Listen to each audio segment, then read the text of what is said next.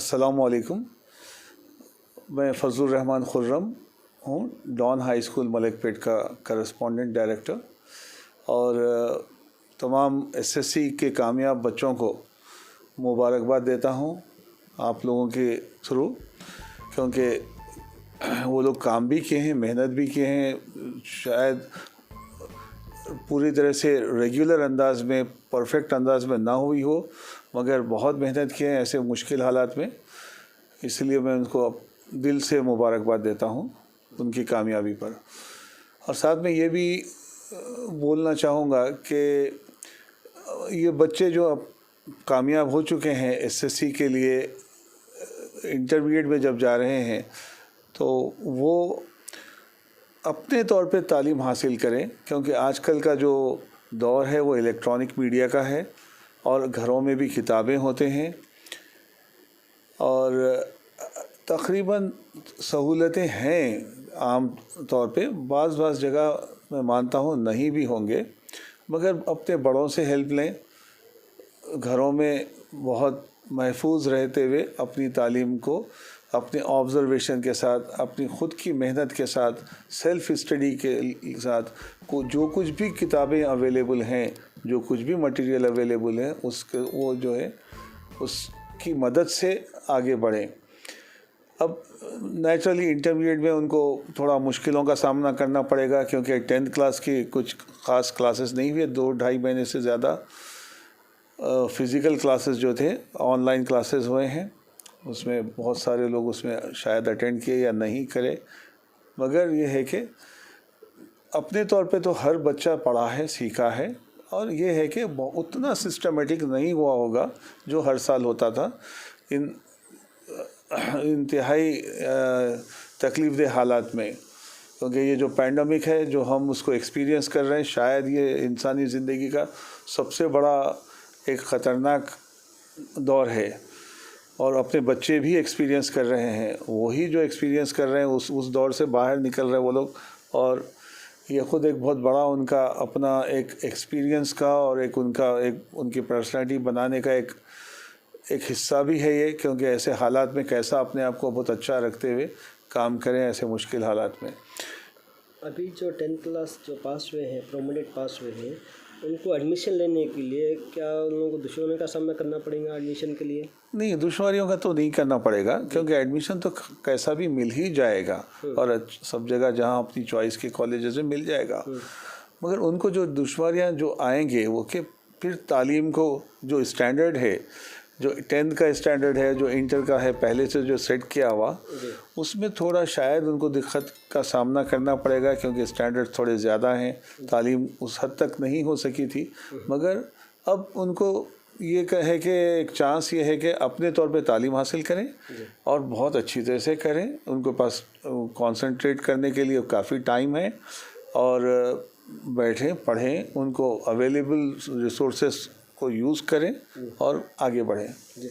और एक बात प्राइमरी स्कूल की बात करता हूँ सर, जैसा कि 5th-6th क्लास के बच्चों को जो ऑनलाइन क्लासेस हो रहे हैं और एग्ज़ाम्स भी जो है हुए हैं, तो कुछ ऐसे पेरेंट्स भी हैं अनएजुकेटेड हैं, तो वो लोग कैसे जो है आगे बढ़ेंगे और कैसे उनको जो है परेशानियों का सामना करना पड़ेगा? देखिए, अगर पेरेंट्स एक वो तालीम अगर नहीं भी है उनको फॉर्मल तालीम, मगर नेचुरली अपने एक्सपीरियंस से और अपने तमाम एज से और सब चीज़ों से काफ़ी ज़्यादा जानते हैं, बहुत हद तक गाइड कर सकते हैं।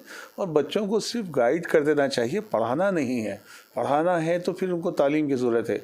अब गाइड कर देंगे, भाई देखिए ये किताब है, देखिए ये पढ़ लीजिए, ये कर लीजिए, ये हैं, ये कोर्सेज़ हैं। बच्चे ख़ुद बहुत आगे हैं आजकल के, कई चीज़ें वो लोग भी, उनको अगर आप इनकरेज करें, अगर बताएं, थोड़ा उनके साथ बैठ जाएं, अच्छा ये मेरे को बताओ, तो वो ख़ुद बहुत सारे कोर्सेज़ निकाल सकते हैं। ये जो 5th के प्राइमरी के बच्चे हैं, अपर प्राइमरी के हैं, इवन आजकल नर्सरी के जो किड्स हैं, प्री प्राइमरी, ये भी बहुत आगे हैं इलेक्ट्रॉनिक के दौर में। वो उसी के बच्चे हैं, ये उसी दौर के बच्चे हैं, तो नेचुरली वो काफ़ी आसानी के साथ ही हर चीज़ को हैंडल कर लेते हैं वो। मेरा बोलने का मतलब ये है सर कि जो है उन लोगों को नॉलेज कम होती है और क्लासेस में आगे बढ़ जाते हैं, तो उन लोगों को नॉलेज गेन नहीं हो रही। और क्लासेस में जब आगे जा रहे हैं तो सिलेबस में पढ़ने के लिए बहुत परेशानी होगी, तो बच्चों को क्या करना चाहिए ऐसे में? देखिए, एक फॉर्मल एजुकेशन होता, वो फॉर्मल एजुकेशन जो है वो नहीं हो पाया पूरी तरह से, मगर एक एजुकेशन ऐसा होता जो ऑब्जर्वेशन से मिलता, जो अपने घर के माहौल में मिलता, घर के बड़ों से मिलता, घर में जो किताबें, हर घर में किताबें और कुछ ना कुछ पढ़ने के लिए मवाद रहता। और ये मवाद न सिर्फ इसमें है बल्कि आपको इंटरनेट पर, फ़ोन्स पे, कंप्यूटर में, टीवी में, सब जगह मिल सकता है, जो अच्छी बहुत ऑथेंटिक नॉलेज के लिए। तो ये सिर्फ ऐसा नहीं है कि बड़े बच्चों के लिए है या छोटों के लिए है, हर उम्र के बच्चों के लिए, हर उम्र के लोगों के लिए अवेलेबल है। जैसा बाज़ कोर्सेज़ ऐसे हैं जो कुछ पैसे देकर और बहुत कमर्शियल अंदाज में बहुत उसके साथ हैं, वो भी होंगे, अच्छे होंगे वो भी कोर्सेज़, मगर जो बेस्ट कोर्सेज़ हैं मैं जो समझता हूँ वो फ्री ऑफ कॉस्ट अवेलेबल हैं। नर्सरी के लिए एक कोर्स है, नर्सरी से 6-7 तक की जो आप बात कर रहे थे, उसका नाम है ई लर्निंग फॉर किड्स। ये इंग्लैंड का है, बेहद अच्छी अंग्रेज़ी में है। और अगर इस कोर्स को नर्सरी के बच्चों को इससे मैथ्स सिखाई जाए, जनरल नॉलेज सिखाई जाए और इंग्लिश सिखाई जाए, दूसरे तमाम subjects up to 7th-8th standard तक भी है ये फ्री ऑफ कॉस्ट अवेलेबल है। आपको सिर्फ इंटरनेट होना है और आप उसको कर सकते हैं। वैसे ही जो है बहुत सारे कोर्सेज़ जो कमर्शियल हैं, उनका जो बेहतर जो वर्जन है कोर्सेज़ का वो फ्री ऑफ कॉस्ट कोर्सेज़ है, जिसमें सबसे बड़ा नाम तो नेचुरली खान एकेडमी का है। तो खान एकेडमी में आप जब मैथ्स करेंगे उससे या साइंसेस पढ़ेंगे तो उसका कोई जवाब नहीं है, बहुत अच्छे अंदाज में एक्सप्लेन किया गया है और उससे बच्चों को बहुत अच्छा समझ में आएगा और बच्चों की नॉलेज बहुत अच्छी बढ़ेगी। अब मेरे 2 पोते जो हैं घर में रहने की वजह से ख़ुद से मैथ्स करने लगे और वो CBBS बोलकर है, BBC का बच्चों का जो एजुकेशनल जो चैनल है, उसके कोर्स उनको मिले और वो कोर्स की वजह से अभी मैं आपको बता सकता हूँ कि मैं छोटा है वो बिल्कुल, जो अभी स्कूल नहीं गया, 1 साल डिले हो गया क्योंकि अभी हालात की वजह से भी, अगर उससे मैं कुछ पूछूंगा छोटे मोटे क्वेश्चंस जो कि उसको समझना चाहिए, जो उसके लिए इंतहाई ज़रूरी है, और वो अपनी एज से थोड़ा आगे ही सीखा है वो बच्चा, दोनों भी बच्चे मेरे, वो दोनों पोते। तो ये अवेलेबिलिटी ये हर किस्म से ये मौजूद है, ये सहूलतें। पेरेंट्स को यही करना है, उनके साथ ज़रा थोड़ा उनके से बात करें, कुछ उनके साथ अपन खुद डिस्कस करें, शेयर करें कि भाई ऐसा कर सकते क्या तुम, उनसे पूछें क्या करना चाहिए कि तुमको, तो वो बहुत सारे सॉल्यूशंस मौजूद हैं।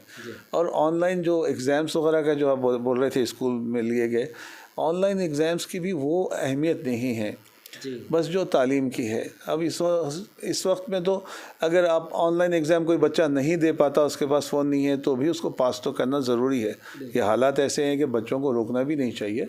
इतना है कि गवर्नमेंट ये करे कि सिलेबस में कमी करे और सिलेबस को लाइट बनाए जहाँ तक हो सके, और होते होते ग्रेजुअली 1 आध साल में वो सब चीज़ें कवर हो जाएंगे। अल्लाह मियाँ से दुआ है कि ये पैंडमिक से हम सबको, ख़ासतौर से हमारे बच्चों के लिए, ये बाहर निकाल दें हमको। जी, अभी जो पेरेंट्स को अपने बच्चों के साथ कैसे टाइम टेबल मेंटेन करें, उसके बारे में बताएं।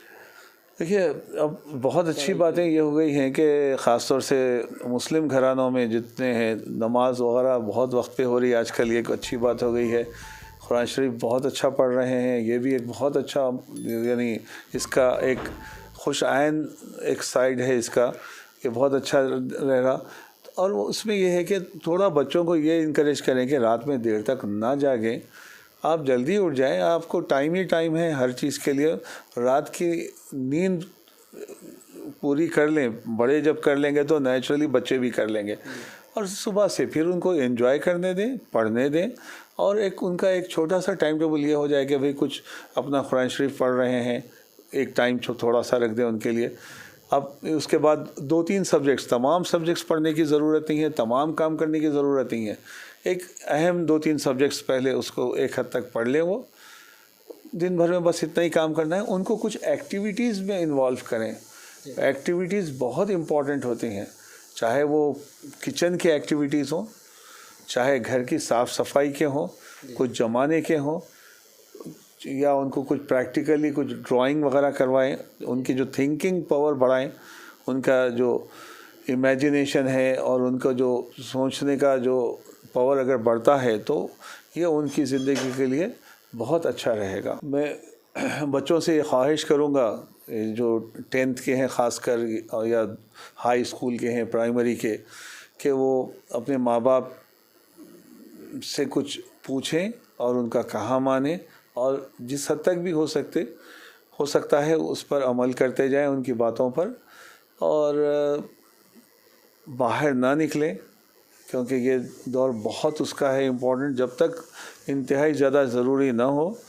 और बच्चे अपने तौर पे जो उनको पसंद है, हर एक की एक लाइकिंग होती, एक उसका एक फेवरेट सब्जेक्ट होता, एक उसका एक दिल से एक लाइकिंग होती कि भाई मैं ये करना चाहता हूँ, मैं ये करना चाहती हूँ, उसको अडॉप्ट करें, उसमें आगे बढ़ें और इंशाल्लाह वो ये जो पैंडमिक का असर के बजाय हो सकता है कि बहुत अच्छे भी असरात होंगे और वो लोग आगे निकल सकेंगे।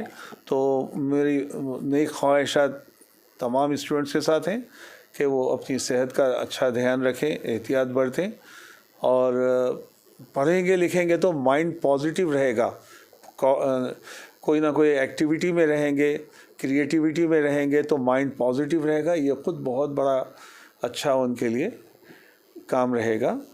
बेहद शुक्रिया। फ़ी अमानिल्लाह।